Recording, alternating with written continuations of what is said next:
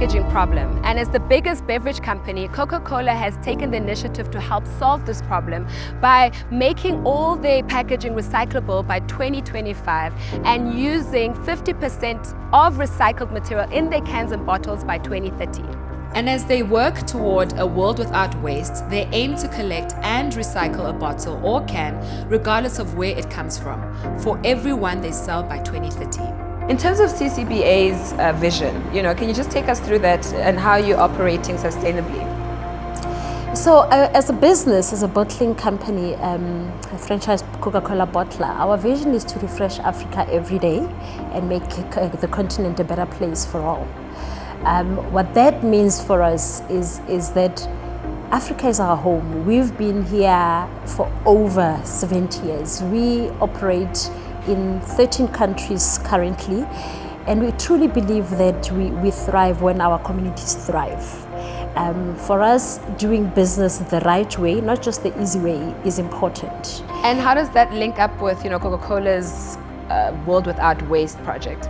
So in 2018, Coca-Cola announced our World Without Waste vision, 2030 World Without Waste vision. For us as a bottler, what it means is that this is really where the rubber hits the road. We bring Coca-Cola's vision to life. We make sure that it is not just an empty statement, but we live it and we are able to report accordingly in terms of the progress we make. So if you look at it, it's got three key elements. The first one being design, everything around if we are going to use a package, and this is across all our beverage packaging, let's think about where will it end. It's not just about buying it today and that it's consumer friendly and convenient, but it's also okay after the consumer has used the packaging, what happens to it. So the entire full life cycle of the bottle, we need to take that into consideration, which is why you see the second element of it as collect and recycle. So first you design it, you are mindful of the packaging you're choosing, and you have multiple packaging options in there. So from cans to glass to PET bottle, and it includes our secondary packaging. So it's not just about your primary, but it's going to be about everything in the long run. The second element says, okay, now how do you mobilize community stakeholders, like-minded business to collect and recycle this package? We know that most of our packaging is highly recyclable today. It's just unfortunate that most people don't know. So really this is our effort to make sure that they understand that if they consume their product and dispose of the packaging responsibly, at the end we are able to collect it and recycle it. So the consumer role is critical, that the consumer understands that it starts with them. Once we are able to collect it, working with collecting partners, your aggregators, it's important then to work with recyclers to say, can you create something out of this? Because in PET we like to say PET is not trash. Plastic bottles are not trash. CCBSA is rolling out new 2-liter returnable PET bottles, offering consumers value for money while including them as an important part of the recycling value chain. Through a deposit return system, the returnable PET bottles can be reused until the end of their life cycle.